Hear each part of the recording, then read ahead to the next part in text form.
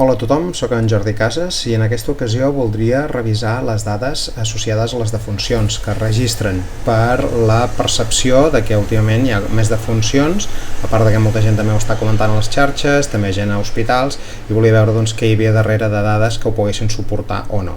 Per això he mirat a dues bandes, a nivell espanyol i a nivell europeu. A nivell espanyol hi ha aquest organisme que és el MOMO, que fa la recopilació de les defuncions i a més també té una part d'estimació de quines serien les defuncions previstes segons un model matemàtic que generen.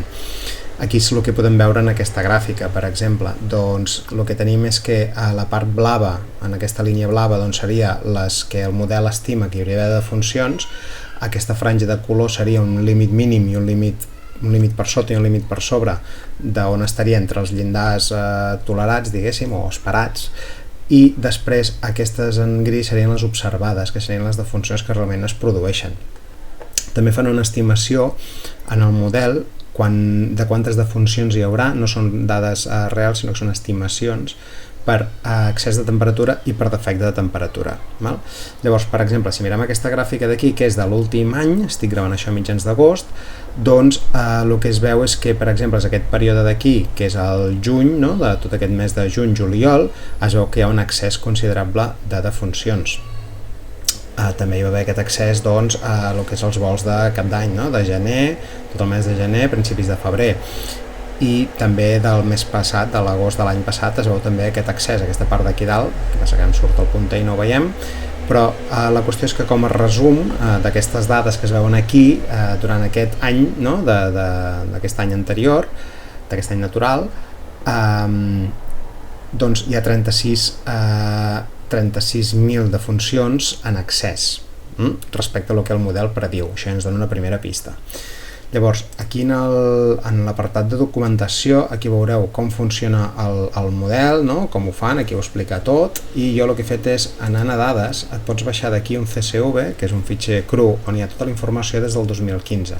Llavors, el que he fet aquesta informació és analitzar-la i posar-la aquí en una taula. Aquesta extracció és en data 10 d'agost. Llavors, aquí hi ha dades des del 2015, aquí es pot anar veient per cada any, quantes defuncions hi ha hagut, quantes eren les estimades, quin excés d'estimació hi havia per alta temperatura, per baixa temperatura, i aquest excés entre lo estimat i lo observat. El 2015 hi ha un excés de defuncions interessant, segons el model, però no sé quina seria la causa, potser és el primer any que posen el model en marxa, perquè realment el model va estimar poques defuncions, i a partir de l'any següent ja es veu que el nombre de defuncions va augmentant. Però bueno, aquí no puc opinar perquè no conec què és el que podia passar aquell any. De la resta d'anys, del 2016, 17, 18, 19, aquí també en aquests anys ho he tret ja per edats, doncs es veu aquests valors de 400 llargs de funcions, fins al 2019 424.000. Passem al 2020, ja són 496.000 de funcions l'any, recordem any a nivell espanyol, i de les estimades n'hi havia 427, un excés de 69.000 de funcions. Que bé, el 2020 està clar que és quan s'inicia la Covid-19 i doncs és quan hi va haver aquell pic de funcions que després també veurem a nivell europeu que queda bastant ben reflectit. Després, el 2021, el curiós és que les defuncions baixen però queden bastant per sobre de les que abans, els anys anteriors, hi havia. Ja són 454.000 amb un excés de 25.000. I el que em crida més l'atenció és que aquest 2022, aquestes dades són de 10 d'agost, per tant fins a finals de juliol, perquè ja diuen que hi ha un decalatge en reportar les dades, doncs aquest any 22, si comptem fins al juliol, 7 mesos, ja hi ha un excés de 29.800 defuncions respecte a el que el model diu que seria lo normal o lo esperat, vaja, no normal, lo esperat. Llavors, per tant, estem ja en un excés de defuncions aquest 2022 més gran que totes les que hi ha hagut, exceptuant el 2020, per aquella casuística pic del març a abril, doncs estem ja molt per sobre de lo que el model, o sigui, l'accés que els altres anys hi havia. Les franges on hi ha més defuncions en números absoluts doncs són les de majors de 85 anys, tots els anys ha passat igual, aquí es pot veure, si feu una pausa en el vídeo i analitzeu aquesta taula en detall, doncs podreu veure les dades en qüestió. però a mi el que m'ha cridat l'atenció és aquest augment realment d'aquest 2022, perquè ja, d'acord que no està tancat, evidentment, però almenys aquesta primera part de l'any dona una tendència considerable a l'alça, per lo que sembla amb aquestes dades. Llavors, aquesta informació us dic que és a nivell espanyol. Hi ha l'Euromomo, que és l'agència que ho fa a nivell europeu. També us posaré l'enllaç. Van generant un butlletí cada setmana i ja fa algunes setmanes que estan dient que es mostra un elevat nivell d'accés de mortalitat. Aquí tornen a fer el mateix. Tindríem la gràfica, aquesta zona gris seria la que s'espera, aquesta ratlletes vermella seria quan hi ha un increment substancial, i la blava és la que realment es notifica de defuncions. Per tant, veieu aquí, i aquí tenim des del 2017 gairebé, 18, i el 20, 21 i 22, doncs Déu-n'hi-do encara els excessos de defuncions que hi ha de lo previst. 2020 ja sabem que va ser l'inici, però el 2021 també considerablement, i aquest 2022 doncs també va pel camí. Llavors, en aquest mateix Momo tenen una zona on hi ha tot un conjunt de gràfiques que podeu trobar molta informació per països, per franges d'edat, etc. I aquí tornem a lo mateix. Aquest accés de mortalitat que es determina d'aquests últims anys, des del 2020 per totes les edats, aquí teniu per cadascuna de les franges d'edat, significant també la part de 45 a 64, aquests pics que hi ha, o sigui, aquestes franges.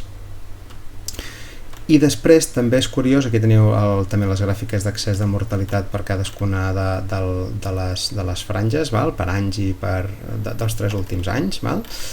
I també el curiós és aquest mapa d'aquí on diu per als diferents països on hi ha aquest accés de mortalitat, i Espanya ara mateix, per exemple, és el que té un accés de mortalitat. Ho calculen amb una Z és un valor que generen ells ponderat amb tots els països per poder comparar els diferents països. Llavors aquí el que teniu és per cadascun dels països veure aquests pics d'accés de mortalitat. Aquí també és des del 2018, la setmana 33 del 2018, doncs fins a l'actualitat.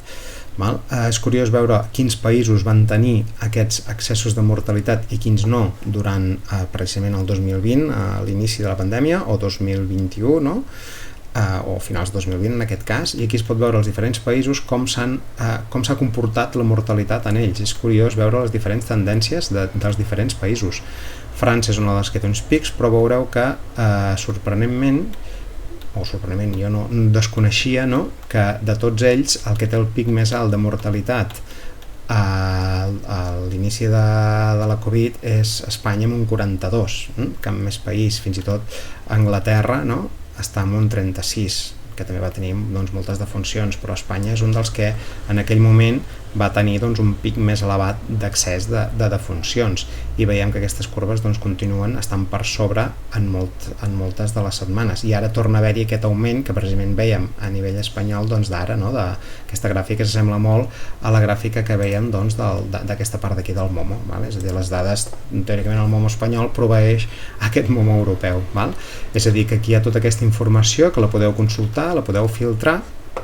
I també m'agradaria comentar-vos que en Josep Sanz em va escriure quan vaig estar fent l'anàlisi de les dades Covid amb una informació d'una web que té ell, també us deixaré l'enllaç, on hi ha una gràfica, crec que és interessant, que és les defuncions per any i mes, només dels anys en algun mes ha superat els 40.000 morts, des del 1999, que són de l'INE primer i després ja del Momo.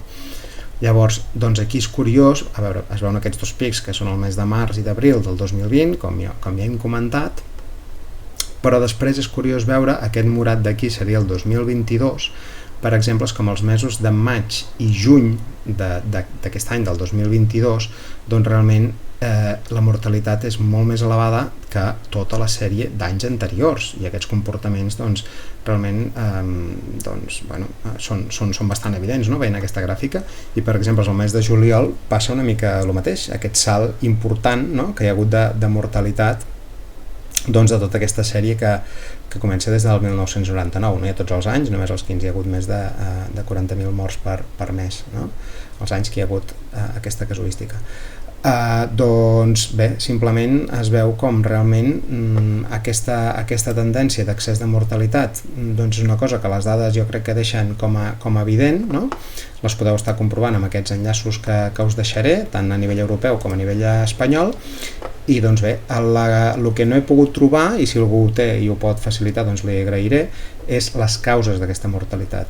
És a dir, aquí el que caldria saber és per què hi ha aquest augment de mortalitat, què és el que ho pot estar determinant. He estat buscant si hi havia ingressos hospitalaris o dades d'hospitals, i jo fins ara no les he sapigut trobar amb dades recents, 2021-2022 no les he sapigut trobar. Si algú les té, doncs li agrairé que me les notifiqui, em podeu posar un comentari per llavors poder-ho mirar amb més calma. Però bé, aquí us deixo les dades, aquest resum, que crec que és bastant significatiu, i en fi, perquè tinguem la informació i sapiguem doncs buscar-la i obtenir-la i contrastar-la, i després intentar trobar les explicacions del per què pot estar passant això. Gràcies a tots pel vostre temps.